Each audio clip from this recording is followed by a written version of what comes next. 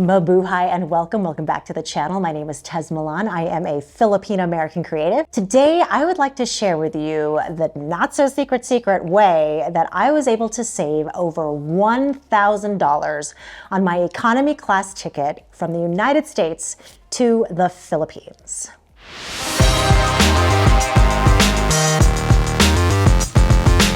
Yes, it is possible to save over $1,000 on an economy class ticket from the United States to the Philippines. And it's not easy, I'll tell you that. I mean, I had to do some research and it took several days and it took some time and it took some digging, but it is possible. And I just want to share with you the, again, not so secret hack or thing that I did that enabled me to save all of that money. I'm going economy class, so I'm not going posh in business as much as I would like to be able to lay down and sleep for the over 20-hour flight that I'm going to be taking to get myself over to Asia. But I just want to save some money for this particular time that I'm going to the Philippines so that I can spend as much of my hard-earned dollars in the actual country itself, in the Philippines. So that's why I'm doing a little saving. And yeah, I want to be able to economize and just be very mindful of the way that I spend my money. So there's a lot of theories as to when the best time is to search for flights and to purchase flights. Some people say, oh, purchase flights between 2 to 3 months before your flight, that's when it's cheapest. Some people say purchase them a year in advance. I mean, I guess it just really depends, you know, how far in advance you like to plan and how far in advance you like to spend your money. My family, for example, we all like to plan our vacations and our trips like years in advance. I know right now that like I have an aunt who's like planning a trip like I think for 2025. I actually don't know that for sure, but I'm pretty sure she is. But I know for sure she's planning stuff for 2024, and that's another trip to the Philippines. But anyways, more on that later. We like to plan in advance, and that's why I started looking for my ticket to fly to the Philippines back in December, even though I wouldn't be flying until April. I saw that the prices were still over $1,000 all the way through the first 2 weeks of April. And then in the middle of April, they dropped to below $1,000. And I was like, okay, well, that's the time that I'm going to go. And I'm flexible. So those are the times that I can, you know, take time off of work and all of that stuff and go to the Philippines for several weeks. Another theory that I heard in terms of like, you know, purchasing tickets and when to purchase them and when the best price is to purchase them is not only 2 to 3 months in advance, that's the main thing that I keep hearing, but also the day of the week that you purchase them can sometimes change. And I've actually experienced this. There was one time I think I was looking for a flight, I forget exactly where, maybe to Europe or something. And I was looking at the prices on like Friday. And I remember looking earlier than that and they were like super low. And then on that Friday, they like were super high. And I was like, oh my God, I think I missed the date of when I should purchase a ticket and still be able to make a deal on it. But I was like, you know what? Let me test this theory and wait until Tuesday or Wednesday even to purchase the flight. And I waited another few days and I looked back online on the Tuesday, and that same flight that I saw on Friday for like really, really expensive was suddenly the price that I remembered it being, and it was a lot lower. So you just got to time it right. There's no like hard, fast rule, but there's like kind of general rules. Purchasing about 2 to 3 months in advance, but then also looking at prices and the difference in prices if you've got like some time between like the weekend and then the middle of the week, because I think that they're actually cheaper the middle of the week. So that's something to consider. I looked on January 21st, which was a Saturday, and I found the flight that I wanted. Now, here's another thing to consider with prices and the actual flight itself. So a lot of the cheapest tickets that you'll find, and this is what I've experienced, particularly for international flights, because there's a lot of like layovers and stuff.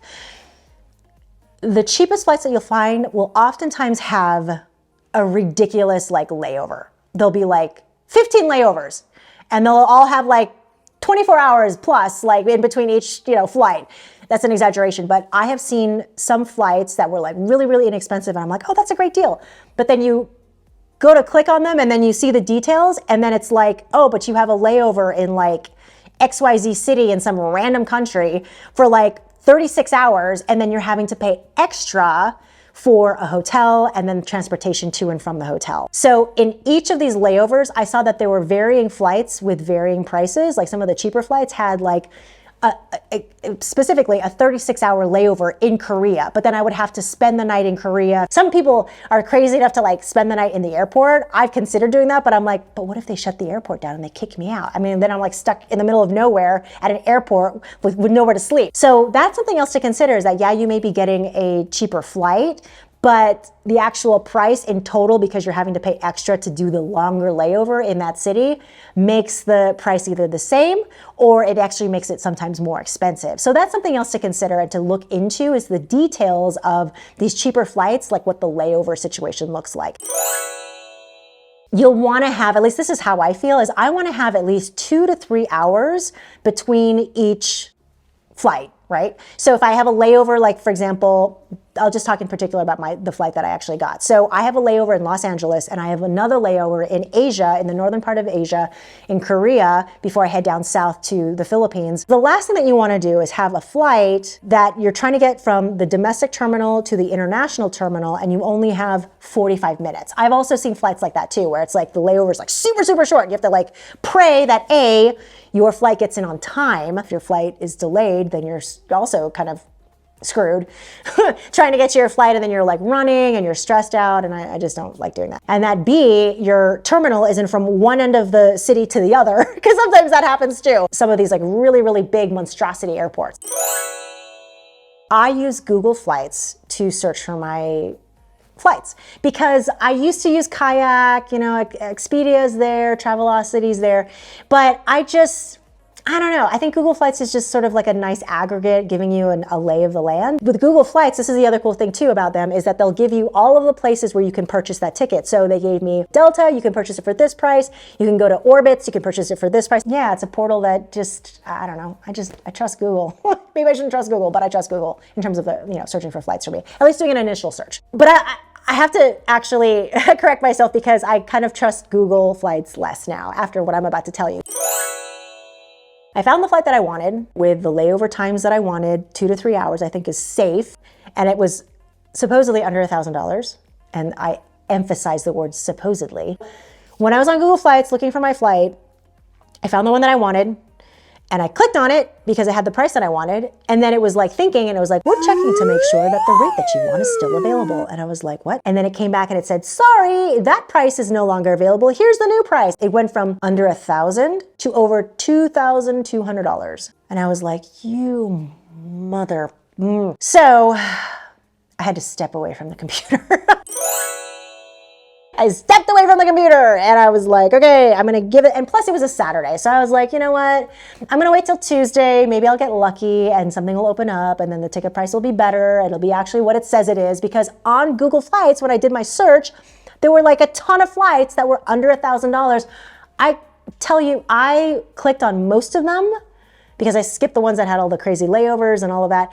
And pretty much all of them had a price increase. I was like, what? It's like, I trust that the price you show me is the price, but I think that you would think that they would update their systems. I think they do that intentionally to keep you on the site and to keep you searching. And so you finally give up and you're like, okay, fine, whatever, I'll just buy this ticket, at the price that you're giving me. Still, I just don't think that that's right. I think that they should just give you the actual price that's available, and that's it. None of this, oh, by the way, the rate that you initially wanted is no longer available, so tough luck, now you have to pay like $500 more, or in this case, $1,400, $1,500 more.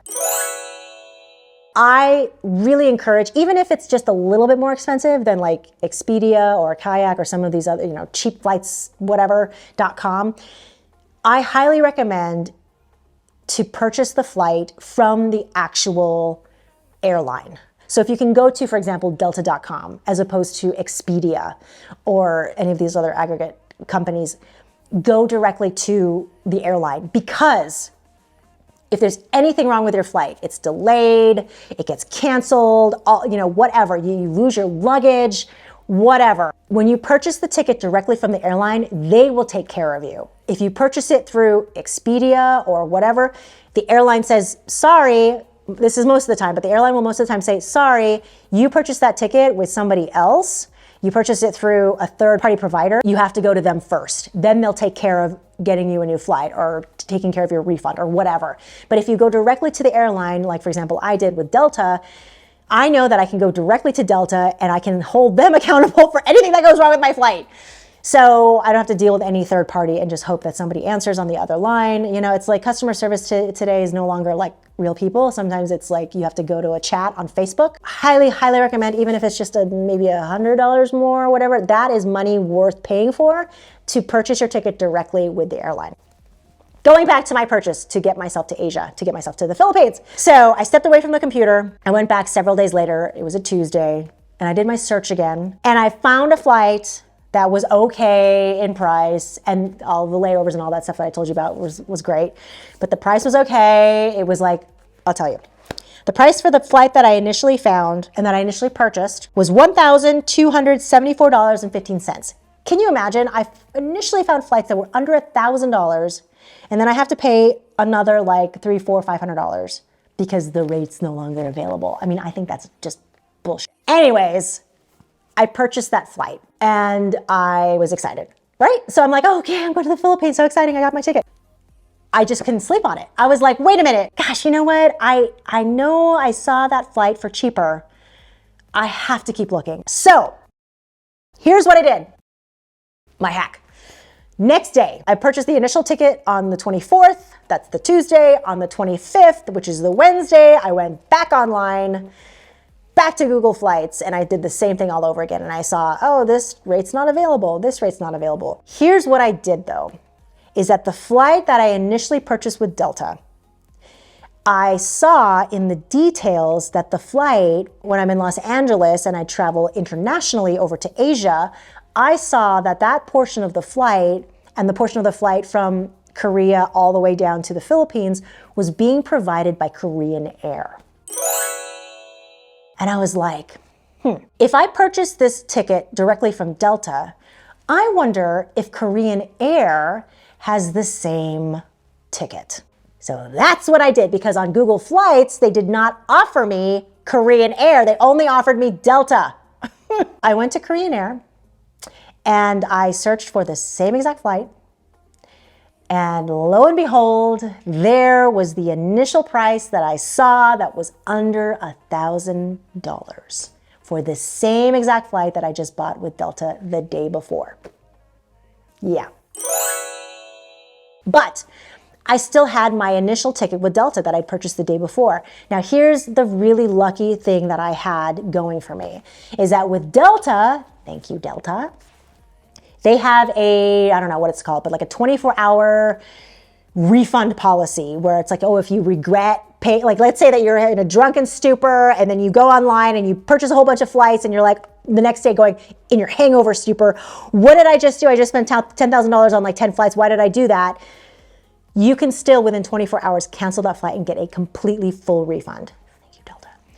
I was not drunk when I purchased my flight initially, but that's just an example. I went to Delta first because I wasn't going to purchase one flight and have another flight and then like be stuck and just for whatever reason, maybe Delta wasn't going to give me the refund. But luckily I went back to Delta first and I canceled that flight that I initially purchased the day before for over $1,200.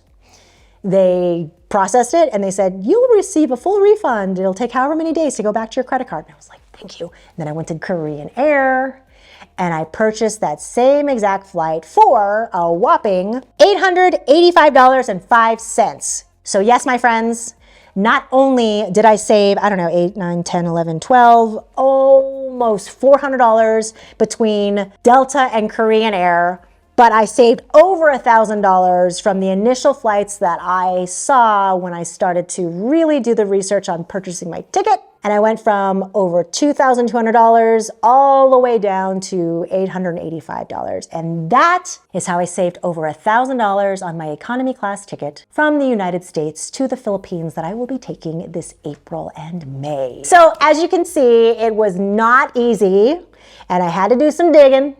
But now that you know my hacks and my tips and tricks, in particular when you are looking for international flights, these are the ways to save some money, is just to keep searching and not give up, not give up.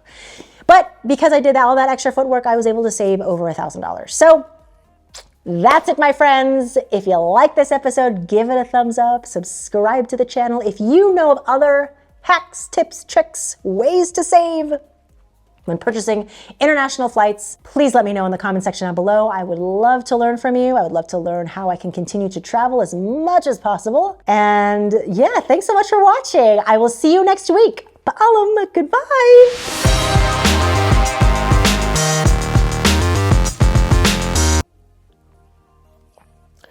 Well, that went much better than the first time I filmed that. Oh my God.